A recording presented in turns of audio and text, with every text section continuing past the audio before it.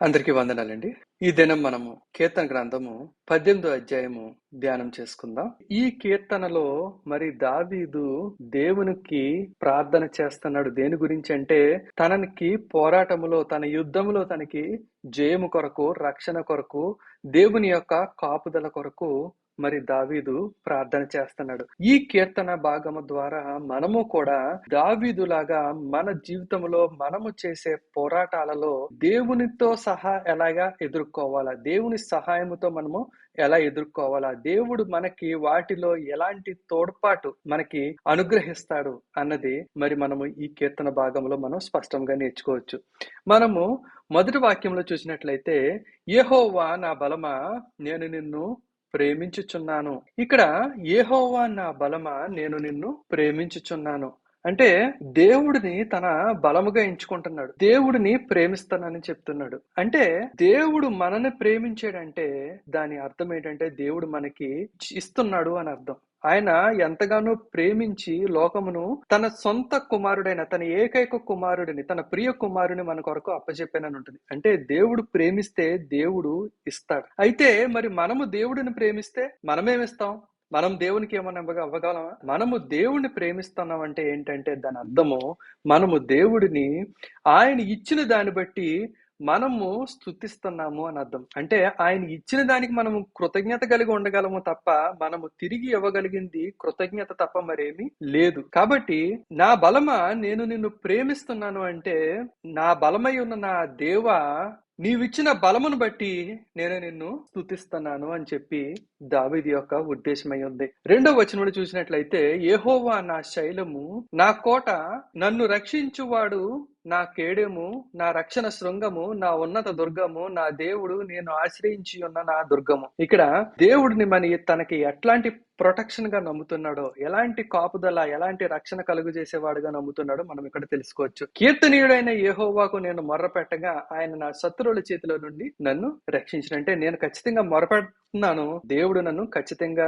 రక్షిస్తాడు అని చెప్పి మంచి విశ్వాసం కలిగి, రూఢికరమైన విశ్వాసం కలిగి మరి తను ఉన్నాడు. మరణపాశములు నన్ను చుట్టుకొనగను, భక్తిహీనులు వరద పొరుల వలె నా మీద పడి బెదిరింపగను, పాతాళపు పాశములు నన్ను అరికట్టగను, మరణపు ఉరులు నన్ను ఆవరింపగను.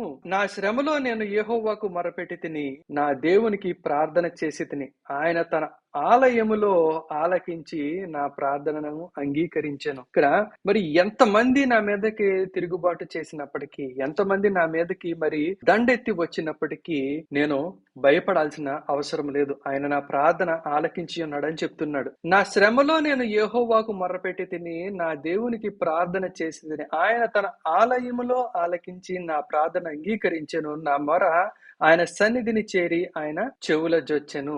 ఇక్కడ ఇదంతా దావీదు చూశాడా?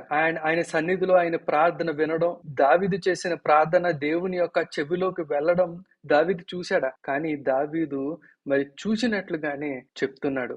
అంటే తనకి అంత విశ్వాసం కలిగి ఉన్నాడు.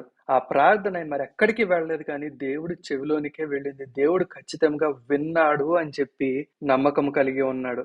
7వ వచనం నుంచి 11వ వచనం వరకు చూసినట్లయితే, అప్పుడు భూమి కంపించి అదిరెను, పర్వతముల పునాదులు వణికెను, ఆయన కోపింపగా అవి కంపించెను, ఆయన నాసికారంధ్రముల నుండి పొగ పుట్టెను, ఆయన నోట నుండి అగ్ని వచ్చి దహించెను, నిప్పు కణములు రాజపెట్టెను, మేఘములను వంచి ఆయన వచ్చెను, ఆయన పాదముల కింద గాఢాంధకారము కమ్మియుండెను, కేరుబుల మీద ఎక్కి ఆయన ఎగిరి వచ్చెను, గాలి రెక్కల మీద ప్రత్యక్షమాయను, గుడారము వలె అంధకారము తన చుట్టూ వ్యాపింపజేసెను, జలాంధకారమును ఆకాశ మేఘములను తనకు మాటుగా చేసుకొనెను. ఈ వాక్యములు చూసినట్లయితే 7 నుంచి 11 వరకు చూసినట్లయితే మరి దావీదు దేవుడు తన ప్రార్థన విన్నాడు అని చెప్పి అంత రూఢిగా నమ్మి, దేవుడు తన ప్రార్థన వింటే ఎలా ఉంటది అన్నది తెలియచేస్తున్నాడు. అంటే ఆయన కార్యములు ఎలాగుంటాయో వివరిస్తున్నాడు. ఎలా వివరిస్తున్నాడు?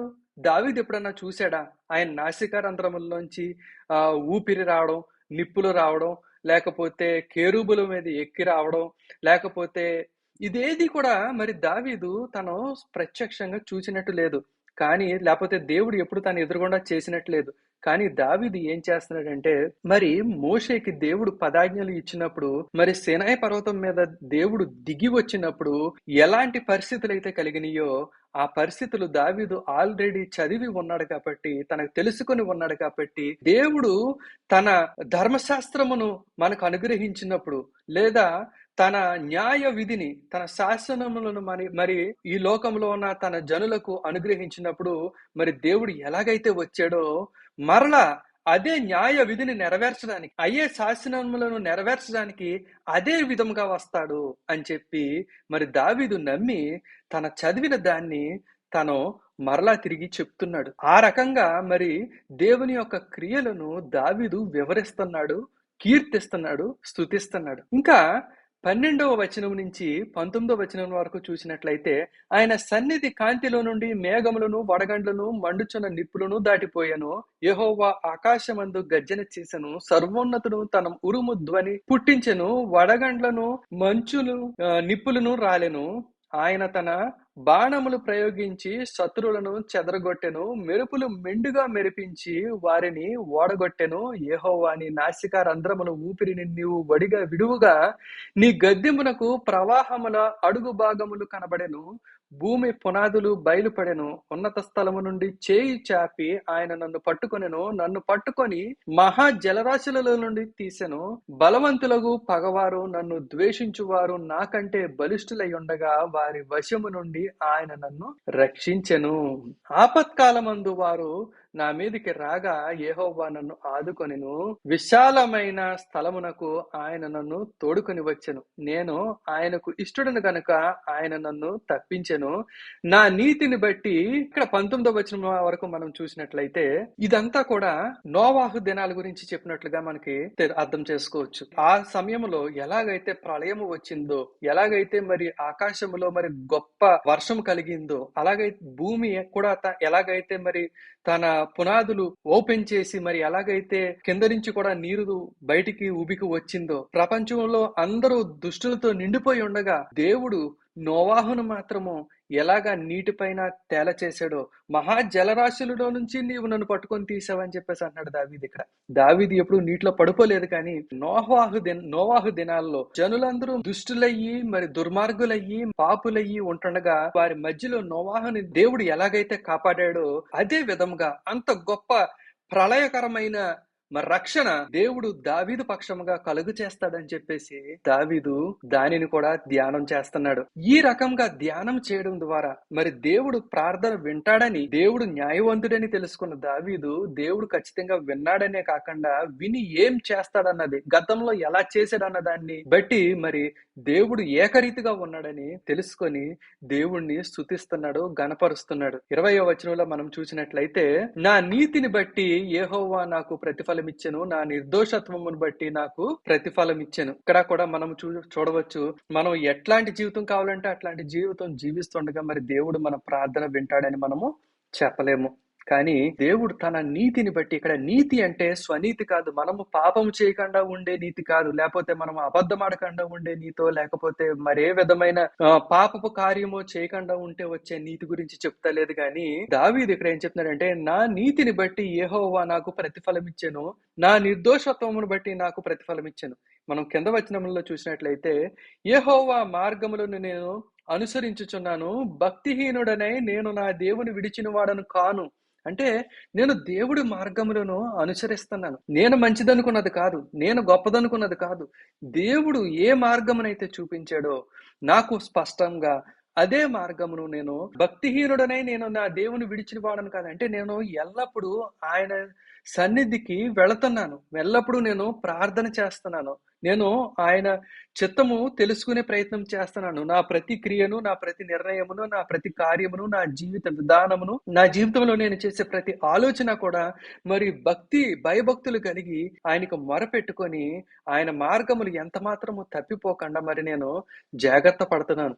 కాబట్టి అది దావీదు తనకి గల నీతిగా చెప్పుకుంటున్నాడు. ఆయన న్యాయ విధులన్నిటినీ నేను లక్ష్య పెట్టుచున్నాను, ఆయన కట్టడలను త్రోసివేసిన వాడను కాను. ఏ కట్టడ కూడా, దేవుడు ఇచ్చిన ఏ ఆజ్ఞను కూడా మరి నేను ఎంత మాత్రము తోసివేయకుండా ప్రతి దాన్ని కూడా నేను చాలా లక్ష్య పెడుతున్నానని చెప్తున్నాడు. దోషక్రియలు నేను చేయనొల్లకుంటిని ఆయన దృష్టికి నేను యథార్థుడనైతిని. దోషక్రియ, దోషము అంటే ఉండాల్సిన విధంగా, దేవుని చిత్తానుసారంగా దేవుడు ఎలాగైతే ఉండాలనుకున్నాడో అలాగ ఉండకుండా ఉండేది ఏదన్నా సరే దోషము. అది మన దృష్టిలో బాగుండుండొచ్చు, బాగోకపోయి ఉండొచ్చు. కానీ మన దృష్టిలో బాగుందా, బాగోలేదా అన్నది కాదు, కానీ దేవునికి అంగీకారముగా ఉందా, దేవుని చిత్తానుసారంగా ఉన్నదా, ఆయన చిత్తానుసారంగా ఉన్నది ఏ దోషము లేనిది, ఆయన చిత్తానుసారంగా లేనిది దోషపూరితమైనది.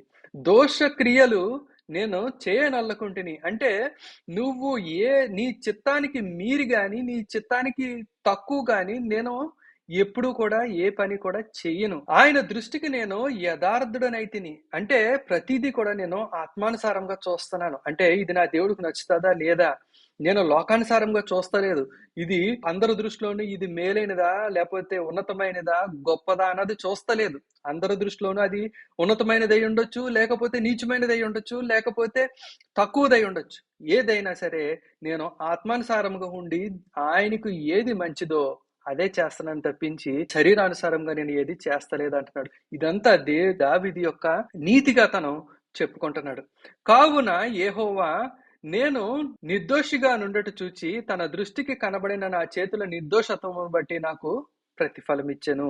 దయగల వారి ఎడల నీవు దయ చూపించుదువు, యథార్థవంతుల ఎడల యథార్థవంతుడుగా నుందువు. అంటే నీవు ఎలాంటోడువో నేను కూడా అలాంటి వాడనే. నువ్వు ఎలాగైతే దయ చూపిస్తావో నేను అలాగే దయ చూపిస్తున్నాను, నేను ఎలాగైతే దయ చూపిస్తున్నానో నువ్వు కూడా నాకు అలాగే దయ చూపిస్తావు అని చెప్పేసి దావీదు అంటున్నాడు. అంటే ఇక్కడ నేను దయగలిగి ఉన్నానంటే నువ్వు దయగలిగి ఉన్నావు అంటే, నేను ఎవరిదన్నా మొర వింటున్నానంటే నువ్వు కూడా నా మొర వింటున్నావు అని చెప్పి తనలో ఉన్న లక్షణములను బట్టి దేవుడిని గుర్తిస్తున్నాడు. మనకి యెషయా గ్రంథంలో ఉంటది, కన్నులు ఇచ్చిన వాడు చూడకుండునా, చెవులు ఇచ్చిన వాడు కానకుండునా అని ఉంటది. అంటే మనకి చెవులు ఉన్నాయంటే దేవుడు వింటున్నాడని అర్థం, మనకి కన్నులు ఉన్నాయంటే దేవుడు చూస్తున్నాడని అర్థం. అలాగే ఇక్కడ నాలో దయ ఉన్నది అంటే నీవు దయగలవాడమని అర్థము. ఇంకా 26వ వచనంలో చూసినట్లయితే సద్భావము గలవారి ఎడల నీవు సద్భావము చూపిదువు, మూర్ఖుల ఎడల నీవు వికటముగా నుండువు. సద్భావము గలవారి ఎడల నీవు సద్భావము చూపుదువు అంటే మంచిగా ఆలోచించే వారి పక్షమున నువ్వు కూడా మంచిగా ఆలోచించేవాడివై ఉంటావు. ఎందుకంటే మంచిగా ఆలోచించగలగడము దైవ లక్షణము కాబట్టి ఆ మంచి లక్షణము నాలో ఉన్నదంటే అది నీ దగ్గర నుంచి వచ్చిందే, నీవిచ్చిందే, నీకు సంబంధించిందే అని చెప్పేసి దేవునితో తనకు గల సంబంధమును ఒప్పుకుంటున్నాడు. 28వ వచనం నుండి 47వ వచనం వరకు చూసినట్లయితే దేవుడు మరి తనకి ఎలాంటి సహాయం చేశాడు అన్నది మనకి స్పష్టంగా తెలుసుకోవచ్చు. నా దీపమును వెలిగించువాడవు నీవే, నా దేవుడైన యెహోవా చీకటిని నాకు వెలుగుగా చేయను. నా దీపమును వెలిగించువాడవు నీవే అంటున్నాడు. దీపమును వెలిగించడం అంటే ఏంటంటే మరి నాకు ఆలోచన చెప్పేవాడివి నువ్వే అని చెప్పేసి, అంటే నాకు ఏమీ తోచని పరిస్థితిలో, ఏం చేయాలో తెలియని పరిస్థితిలో, ఇక్కడ మనము ఈ కీర్తన భాగంలో మనము దేవునితో సహా ఎలాగ మన పోరాటాన్ని ఎదుర్కోవాలా అన్నప్పుడు మరి దావీదు ప్రార్థన చేసేది మరి తన శత్రువుల మీద తనకి జయమిమ్మని, పోరాటంలో సహాయం చేయమని, యుద్ధంలో సహాయం చేయమని దావీదు దేవునికి మొరపెట్టుచు ఈ కీర్తన రాస్తున్నాడు. మరి అలాగా దావీదు మరి ఇప్పుడు మన సమస్యలో ఇప్పుడు నీతిని బట్టి ప్రార్థన వింటాడనే విషయం తెలుసుకున్నాము. అలాగే మనలో ఏ లక్షణాలు ఉన్నాయో అవి దైవ లక్షణాలని దేవునితో సంబంధము పెట్టుకొని మరి దేవుణ్ణి స్తుతిస్తున్నాడు, కీర్తిస్తున్నాడు. అలాగే దేవుడు ఎలాంటి క్రియలు చేస్తాడో దాన్ని బట్టి కూడా దావీదు దేవుణ్ణి స్తుతిస్తున్నాడు, కీర్తిస్తున్నాడు. ఇక్కడ దావీదు దేవుడు తనకి స్వయాన యుద్ధములో ఏ రకంగా సహాయం చేస్తాడన్నది వివరిస్తున్నాడు. మరి వీటిని గమనించినట్లయితే మరి మన పోరాటాలలో కూడా, మన ఆత్మ సంబంధమైన పోరాటాల్లో, మన జీవ సంబంధమైన పోరాటాల్లో కూడా దేవుడు ఎట్లాంటి సహాయం చేస్తాడో మనం చాలా స్పష్టంగా చూడొచ్చు. నా దీపము వెలిగించువాడవు నీవే అంటే మనకి ఆలోచన ఇచ్చి మంచి మార్గము చూపించి మనకి ముందుకు నడిపించేవాడు ఆయనే అని. నీ సహాయం వలన నేను సైన్యమును జయింతును, నా దేవుని సహాయం వలన ప్రాకారము దాటుదును. అంటే మనకి అడ్డమున్న దాన్ని తొలగించి మనకి మార్గం ఇస్తాడు దేవుడు అని చెప్తున్నాడు. దేవుడు యథార్థవంతుడు, యెహోవా వాక్కు నిర్మలము, తన శరణు జొచ్చు వారికి ఆయన కేడెము. యెహోవా యథార్థవంతుడు అంటే దేవుడు ఎప్పుడు కూడా ఏకరీతిగా ఉండేవాడు. దేవుడు నిజమైన దేవుడు, ఎప్పుడు కూడా ఏకరీతిగా ఉండేవాడు. యెహోవా వాక్కు నిర్మలము అంటే ఆయన మాటకి ఎప్పుడు కూడా ఏ దోషము లేదు. ఎప్పుడు కూడా దానిని మార్చేవాడు కాదు. ఏకరీతిగా ఉండేవాడు. తన శరణుజొచ్చు వారికి ఆయన కేడెము. అంటే ఆయనను శరణు అని చెప్పి ఆయన శరణు కోరి వెళ్ళిన వారికి ఆయన ఎప్పుడు కేడెముగానే ఉంటాడు గాని ఆయన శరణుజొచ్చిన వారిని ఆయన ఎప్పుడు కూడా తృణీకరించే వారిగా ఎంత మాత్రము ఉండడని చెప్తున్నాడు. యెహోవా తప్ప దేవుడేడి, మన దేవుడు తప్ప ఆశ్రయదుర్గం ఏగిది. నాకు బలము ధరింపచేయువాడు ఆయనే, నన్ను యథార్థ మార్గమున నడిపించువాడు ఆయనే. ఇక్కడ నాకు బలము ధరింపజేయువాడు ఆయనే అంటే దేవుడే నాకు బలాన్ని ఇస్తున్నాడు. అంతేకాదు ఇందాక మరి దావీదు నా తన నీతి గురించి చెప్పుకున్నట్లుగా మనం చూసాము. ఆ నీతిలో నడిపించేది కూడా నువ్వే. యథార్థ మార్గమున నడిపించువాడు ఆయనే అని చెప్తున్నాడు. అంటే ఆ నీతిలో నువ్వే నడిపించావు నన్ను. కాబట్టి నువ్వు నడిపించిన నీతిలో నేను నడిచాను. అంటే నాకు నీతి ఉంది. నీ వాక్యము చెప్పున నేను నడిచాను. నీ కట్టడలు చెప్పులు నేను నడిచాను. కాబట్టి ఆ రకంగా కూడా నేను నీతిమంతుడనే. కాబట్టి నా ప్రార్థన విన్నాడు అని చెప్పి దావీదు హృదయములో తనకి అంత గొప్ప విశ్వాసము, నమ్మకము కలుగుతుంది. మనము కూడా దేవుని యొక్క యథార్థతలో నడిచినప్పుడు, దేవుని సహాయముతో మరి ఆయన నీతిలో మనం నడిచినప్పుడు, ఆయన చిత్తానుసారమైన క్రియలు చేసి ఆయన చిత్తానుసారమైన జీవితం జీవించినప్పుడు, మనము కూడా ప్రార్థన చేసినప్పుడు దావీదులాగా మరి మన హృదయంలో సమాధానము పొందుకొని మనము కూడా స్తుతించగలుగుతాము.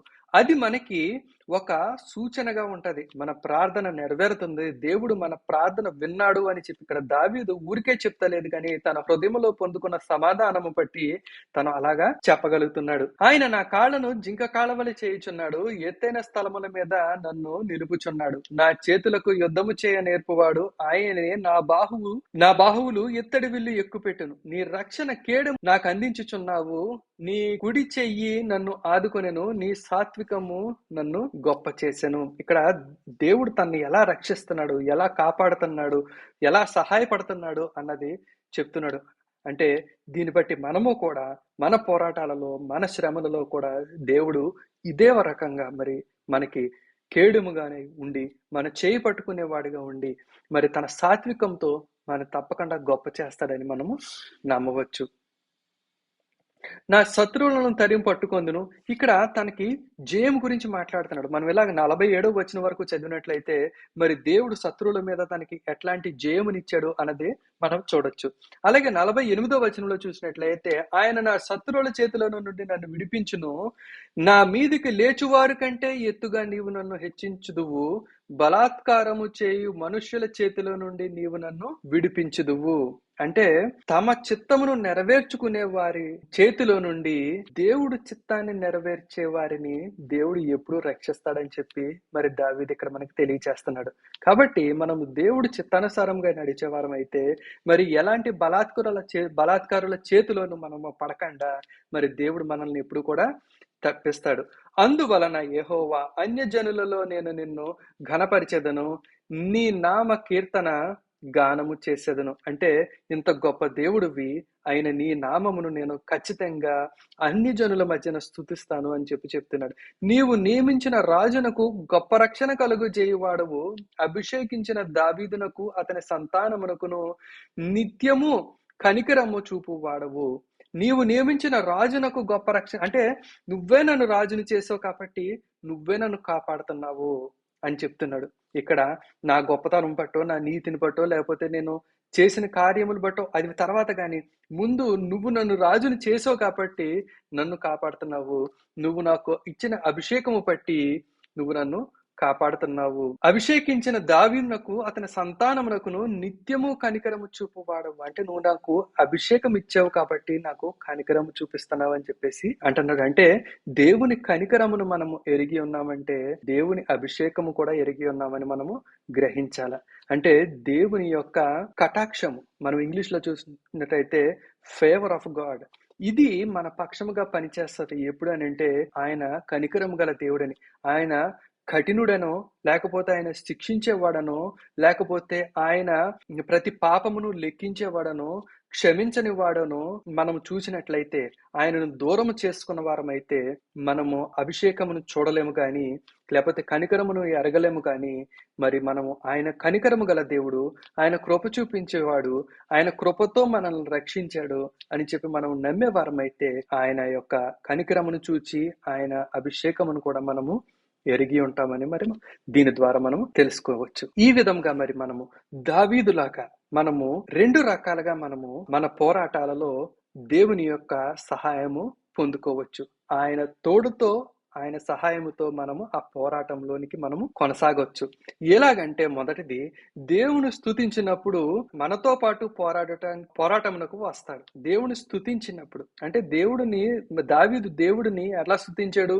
నువ్వు ప్రార్థన వినేవాడివి, నువ్వు న్యాయవంతుడివి, నువ్వు సత్యవంతుడివి, నువ్వు నా ప్రార్థన విని నీకు సీనాయి పర్వతం మీదకి ఎలాగ వచ్చాడో దేవుడు, మరి వాటన్నిటిని తలంచుకొని స్తుతించినట్లుగా మనము చూస్తాం. అలాగే నోవాహుని తన కాలములో మరి భూలోకం అంతా పాపముతో నిండిపోయి ఉన్నప్పుడు మరి అట్టి పాపుల నుండి మరి దేవుడు నోవాహుని మాత్రము నీటిలోంచి బయటికి తీసి మరి ఒక మంచి స్థలమునకు తీసుకువెళ్లి చేర్చి క్షేమకరంగా మళ్ళీ తిరిగి మరి తను అనేక తరములను కట్టుకునే విధంగా మరి నోవాహుని దేవుడు ఎలా నడిపించాడో మరి చూసిన దావీదు, చదవడం ద్వారా తెలుసుకున్న దావీదు మరి వాటన్నిటిని బట్టి, దేవుడు చేసిన ఈ అనేకమైన క్రియలను బట్టి మరి దేవుడిని స్తుతిస్తున్నాడు. దాని ద్వారా మరి దేవుని యొక్క కృపను, కనికరమును, తనకు కావలసిన సహాయమును, తన పోరాటంలో తనకు కావలసిన సామర్థ్యమును, రక్షణను, బలమును అన్నిటినీ కూడా పొందుకున్నాడు. దేవుని చిత్తములో మనము ఉన్నప్పుడు దేవుడు మనతో పాటు పోరాటంకు వస్తాడు. ఇది రెండవది. అంటే మనము మరి మన ఇష్టానుసారంగా జీవించే వారం కాకుండా దేవుని మాట విని, దేవుని చిత్తము ఎరిగి, దేవుని చిత్తానుసారముగా మనము జీవిస్తూ ఆయన మార్గములను అనుసరించే వారమైతే, దావీదుకి దేవుడు అభిషేకం ఎందుకు ఇచ్చాడు? మరి దావీదు దేవుడు చిత్తానుసారుడు కాబట్టి దేవుడు దావీదుని రాజుగా చేశాడు. రాజుగా చేసి మరి తనకి అభిషేకం ఇచ్చాడు. అలాగా తన చిత్తానుసారంగా ఉండేవారిని దేవుడు రాజును చేస్తాడు. దావీదుని రాజును చేసి అభిషేకం ఇచ్చినట్లుగా మనకి కూడా మరి దేవుడు తన తోడుని, తన సహాయముని ఇస్తాడు.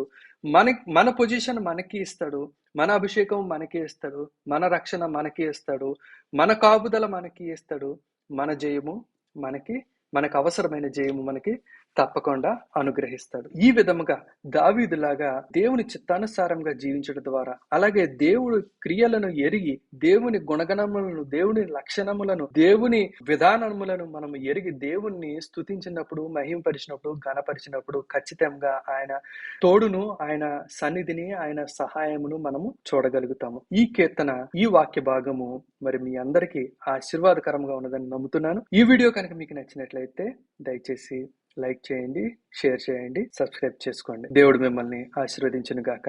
ఆమేన్.